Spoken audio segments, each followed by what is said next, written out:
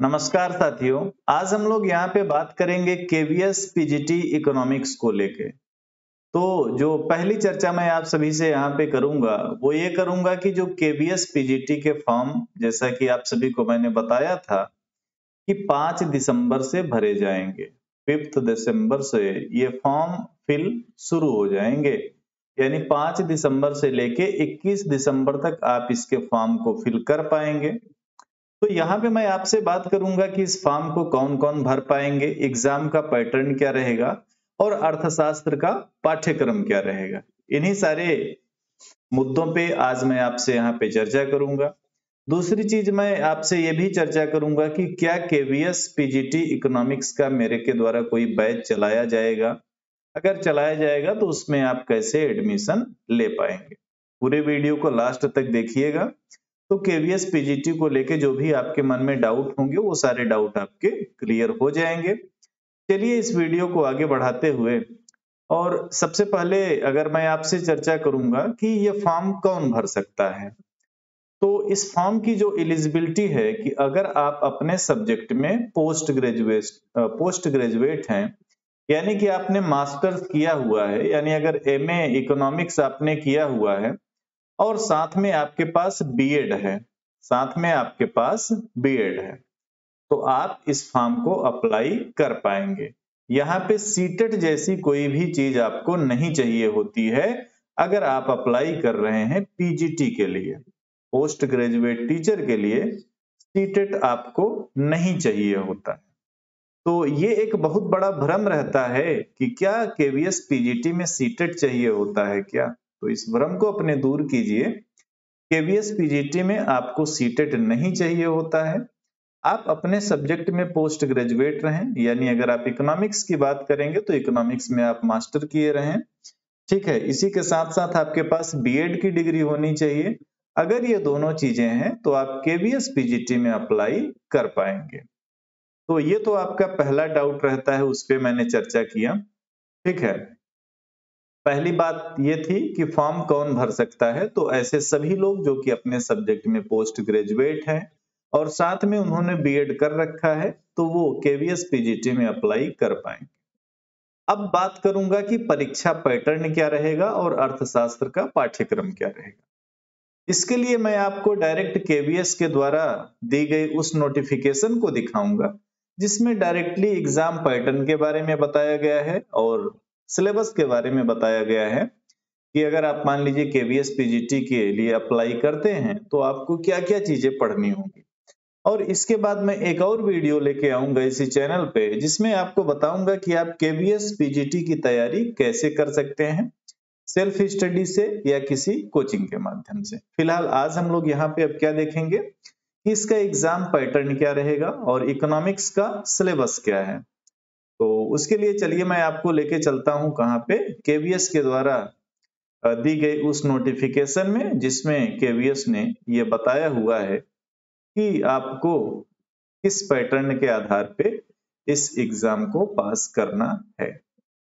ये क्या हो गया, ये तो पोस्ट ग्रेजुएट टीचर हो गया। अच्छा, वो एलिजिबिलिटी वाला है, थोड़ा सा आप और यहाँ पे देख सकते हैं। केवीएस पीजीटी में आप अप्लाई तभी कर पाएंगे जब आपकी जो एज है वो 40 साल से कम रहेगी। कहने का मतलब ये है कि मैक्सिमम एज जो है यहाँ पे कितनी है, 40 इयर्स है, यानी कि इसमें अधिकतम उम्र कितनी है, 40।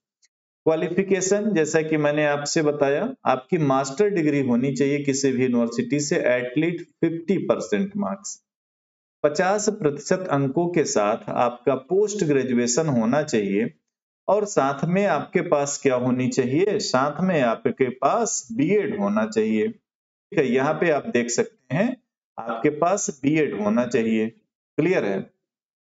तो ये चीज आपने देख लिया। अगर इकोनॉमिक्स की बात करेंगे तो एमए प्लस बीएड।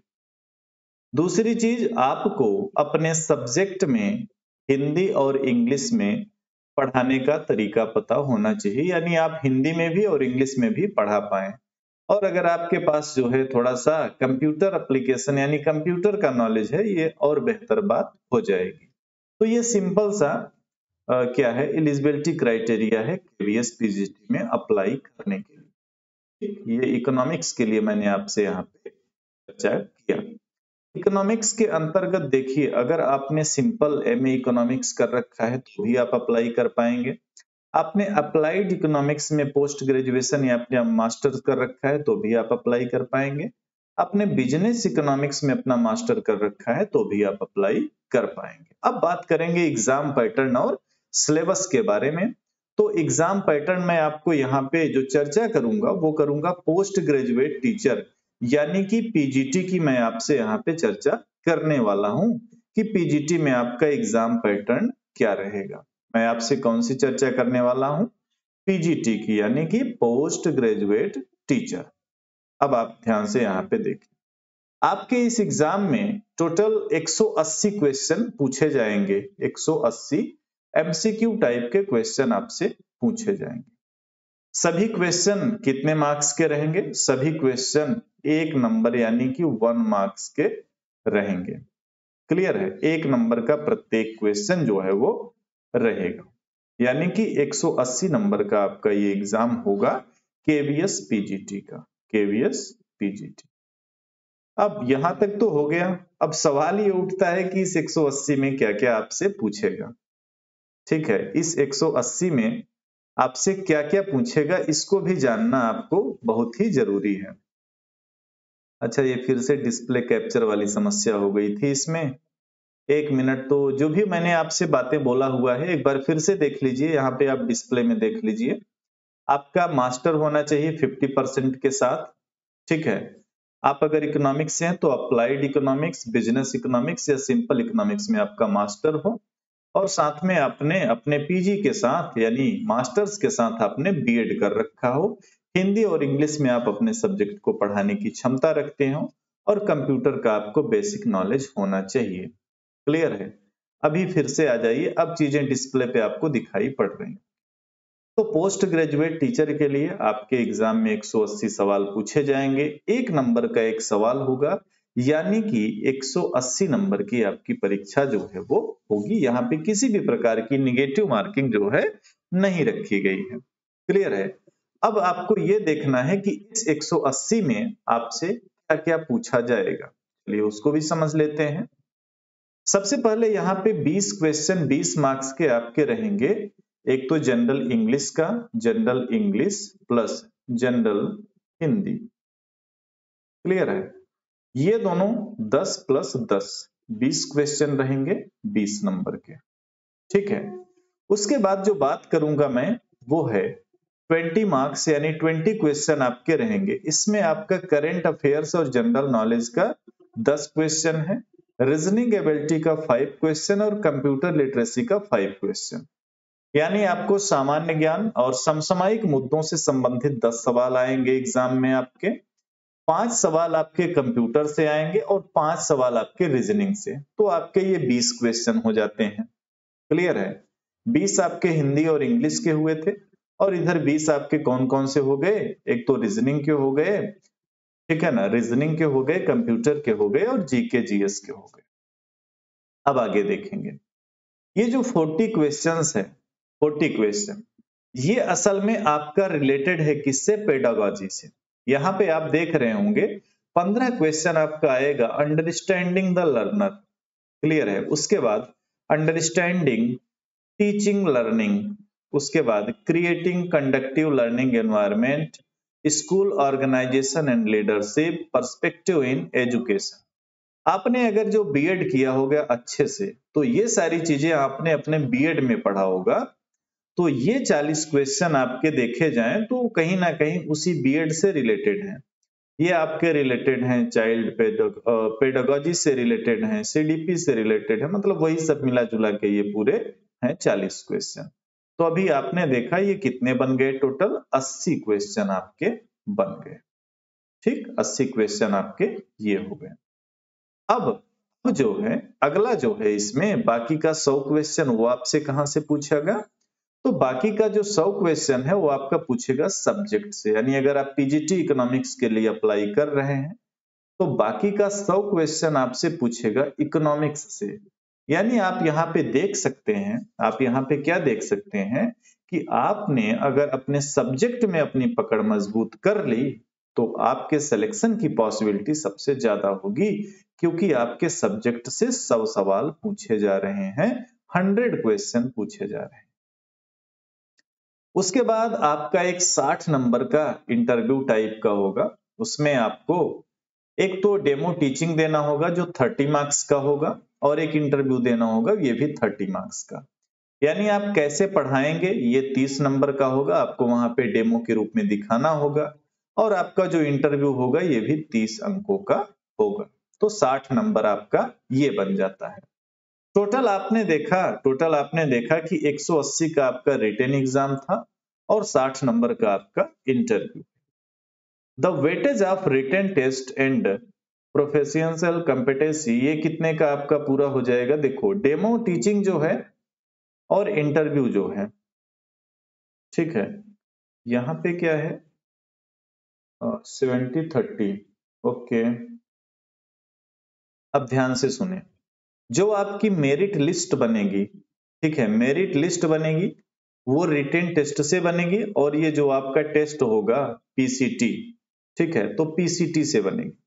वेटेज कितना मिलेगा फाइनल मेरिट में? 70% आपका रिटेन का एग्जाम का वेटेज मिलेगा।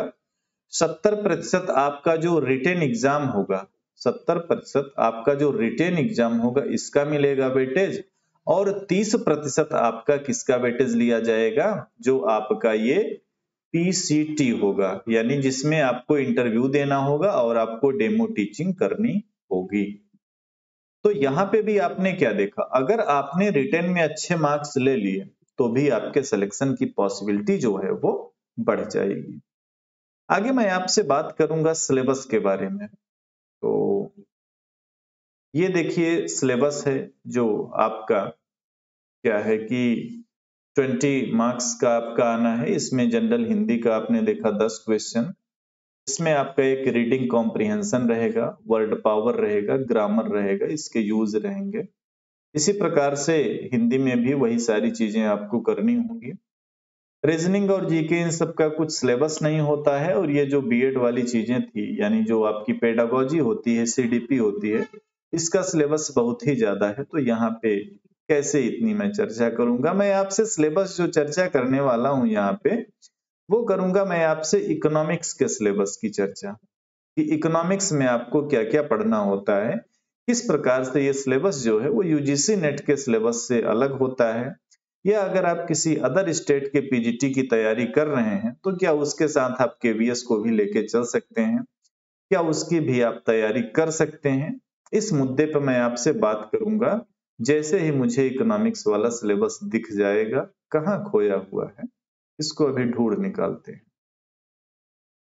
तो इकोनॉमिक्स में मैं आपको पहले से बता दे रहा हूं बिना सिलेबस देखे कि इसका जो पाठ्यक्रम है आपका, ये ऐसा नहीं है कि बहुत ही ज्यादा कठिन है। ये नॉर्मल सिलेबस है जैसे पीजीटी के होते हैं। अगर आप इसके लिए एनसीईआरटी की 11th और 12th की जो बुक है, दोनों मिला के 4 बुक हो जाती हैं, तो अगर आप ये 4 बुक कंप्लीट कर लेते हैं तो आपको काफी सारा बेसिक क्लियर हो जाएगा। और उसके बाद थोड़ा सा अगर आप अपने सब्जेक्ट में डीप नॉलेज रखते हैं तो आप इसमें बहुत अच्छा करने वाले हैं। इसकी तैयारी के लिए इकोनॉमिक्स सब्जेक्ट के लिए मेरे द्वारा कोर्स अवेलेबल है, इकोनॉमिक्स प्रिपरेशन मोबाइल एप्लीकेशन में, जिसका लिंक आपको इस वीडियो के डिस्क्रिप्शन में मिल जाएगा। वहां से जा करके एप्लीकेशन में आप जो है इसके बैच में एडमिशन ले सकते हैं। तो यहाँ पे जो इन्होंने सिलेबस रखा हुआ है, सबसे पहले स्टैटिक्स का सिलेबस रखा हुआ है, ठीक है, स्टैटिक्स का। स्टैटिक्स का अगर आप सिलेबस देखेंगे तो वही सारा सिलेबस है जो आप बेसिक स्टैटिक्स में पढ़ते हैं, सारी चीजें वही, इसमें ऐसा कुछ अलग से नहीं है। पूरा स्टैटिक्स का पूरा प्रोसेस है, देखें आप यहाँ पे, collection, organisation and presentation of data, statistical tools and interpretation, ठीक है, इसमें आप मेजर ऑफ सेंट्रल टेंडेंसी को देखेंगे, इसमें अर्थमेटिक मीन हो गया, मीडियन हो गया, मोड हो गया, सारी चीजें वही है। कोरिलेशन यहाँ पे आपको मिलेगा जिसमें कार्ल पियर्सन हो गया, स्पीयरमैन का रैंक कोरिलेशन हो गया, इंडेक्स नंबर आपको यहाँ पे पढ़ना है। साथ ही साथ आपको यहाँ पे इन्फ्लेशन वगैरह से रिलेटेड जो भी इंडेक्स वगैरह तैयार होते हैं वो सारी चीजें यहाँ पे आपको देखनी है।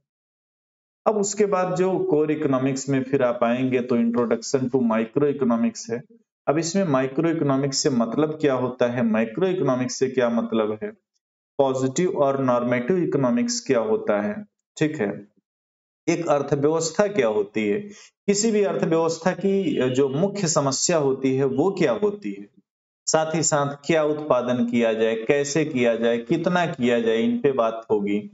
Concept of production possibility curve के बारे में आपको देखना है, अपॉर्चुनिटी कॉस्ट के बारे में आपको देखना है, कंज्यूमर इक्विलिब्रियम और डिमांड वाले सेक्शन को पूरा आपको देखना है, then producer behaviour and supply, इसको आपको देखना है। तो वही सारी चीजें हैं जो आप बेसिक माइक्रो इकोनॉमिक्स में पढ़ते हैं। जब आप बात करेंगे मार्केट की, जो कि इकोनॉमिक्स का, माइक्रो इकोनॉमिक्स का सबसे महत्वपूर्ण सेगमेंट है, तो यहाँ पे आपको परफेक्ट कंपटीशन तो पढ़ना है, ठीक है, बाकी चीजें आपको यहाँ पे नहीं दिखाई पड़ रही हैं, तो आप यहाँ पे ओलिगोपोली वगैरह नहीं पढ़ेंगे, यानी आपने देखा कि माइक्रो इकोनॉमिक्स जो है लिमिटेड हो गया है ना, तो यहाँ पे आपको वेलफेयर इकोनॉमिक्स वगैरह दिख रहा है, अभी आगे दिख जाए तो अलग बात है, तो इधर तो फिलहाल नहीं दिखा। बैक में एक बार चेक कर लेते हैं कि वेलफेयर इकोनॉमिक्स इसमें है कि नहीं। यहाँ तक तो नहीं है वेलफेयर इकोनॉमिक्स, तो वेलफेयर इकोनॉमिक्स हो गया, गेम थ्योरी, ओलिगोपोली, ये सारी चीजें, जनरल एंड पार्शियल इक्विलिब्रियम, ये भी, ये सब कुछ है ही नहीं इसके सिलेबस में।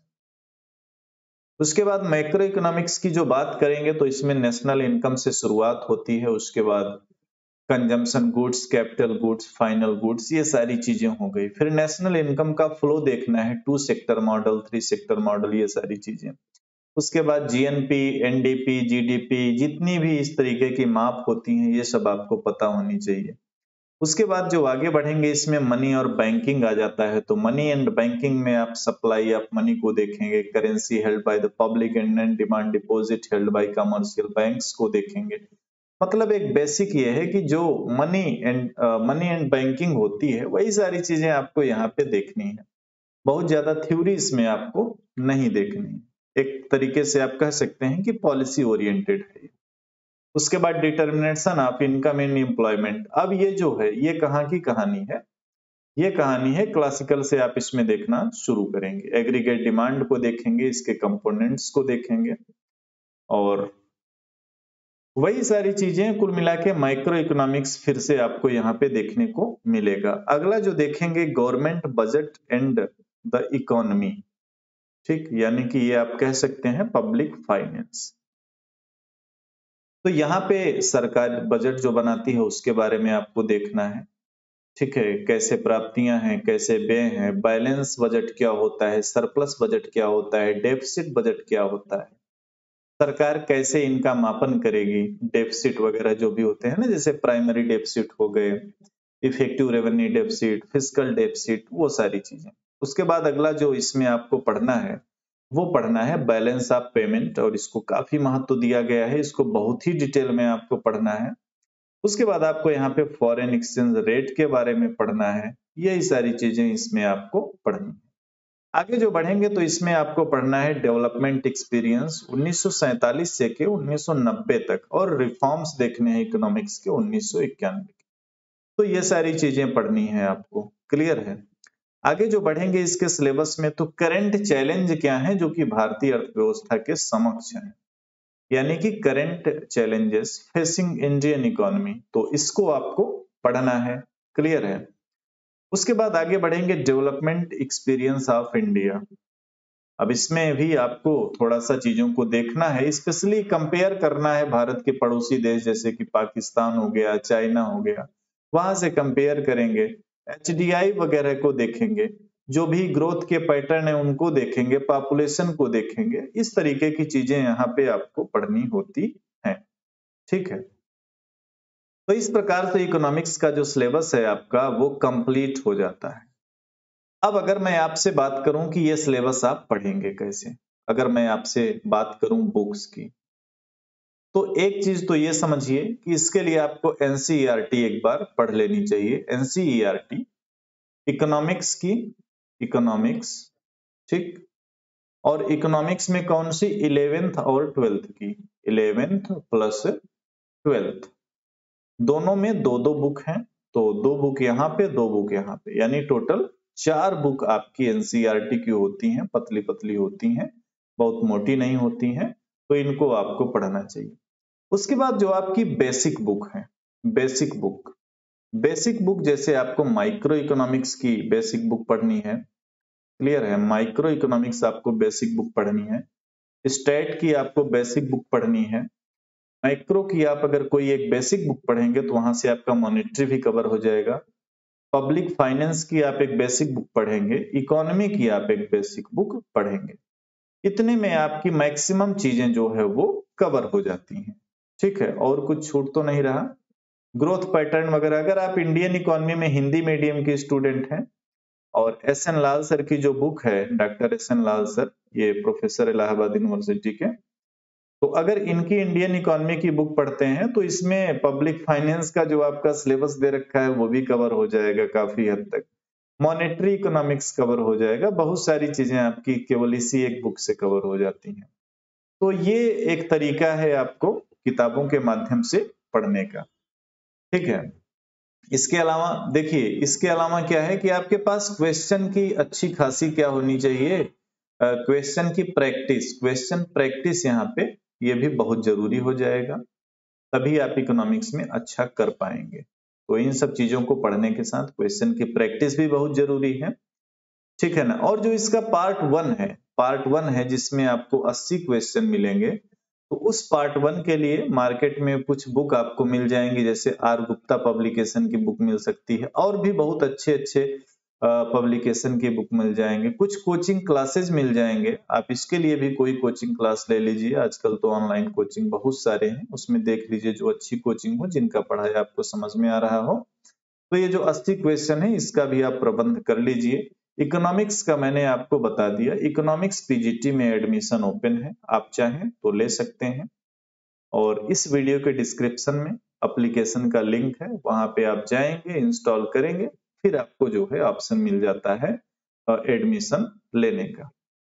तो ये थी जानकारी केवीएस पीजीटी को लेकर के। केवीएस पीजीटी के फॉर्म आ गए हैं, आप लोग फिल कीजिए और अपनी तैयारी को शुरू कीजिए। अगर आप बैच ज्वाइन करना चाहते हैं तो वो मैंने आपको बता ही दिया है कि इसके लिए जो बैच है वो अवेलेबल है मोबाइल एप्लीकेशन में, ठीक है, केवीएस पीजीटी का। इसमें क्या है कि आपको कंप्लीट इकोनॉमिक्स करवाया जाएगा, कंप्लीट इकोनॉमिक्स का कोर्स होगा यहाँ पे, और ये कोर्स हिंदी मीडियम में रहेगा, क्योंकि मैं जो पढ़ाता हूँ वो हिंदी मीडियम में पढ़ाता हूँ। आपका कोर्स ये है जो 1 ईयर के लिए वैलिड रहेगा। इसमें आपको वीडियो लेक्चर दिए जाएंगे प्रत्येक यूनिट के, इसमें आपको पीडीएफ में नोट्स दी जाएंगे, और साथ में इसमें आपको टेस्ट दिए जाएंगे। टेस्ट कुछ यूनिट वाइज रहेंगे और कुछ कंप्लीट टेस्ट रहेंगे आपके केवीएस के हिसाब से, केवीएस के पैटर्न पे। तो अगर आप चाहते हो तो इस बैच को जरूर ज्वाइन करें। तो ये थी जानकारी केवीएस पीजीटी को लेकर के कि कौन इसको अप्लाई कर पाएंगे, और इसकी एलिजिबिलिटी क्राइटेरिया क्या है, इसका सिलेबस क्या है, इसका एग्जाम पैटर्न क्या है, सारी मैंने आपसे चर्चा यहाँ पे कर दिया। इस वीडियो को लाइक जरूर करें, शेयर जरूर करें, और अगर आपको कुछ भी पूछना है तो कमेंट बॉक्स आप सभी के लिए ओपन है। बहुत बहुत धन्यवाद आप सभी का। Thank you everyone.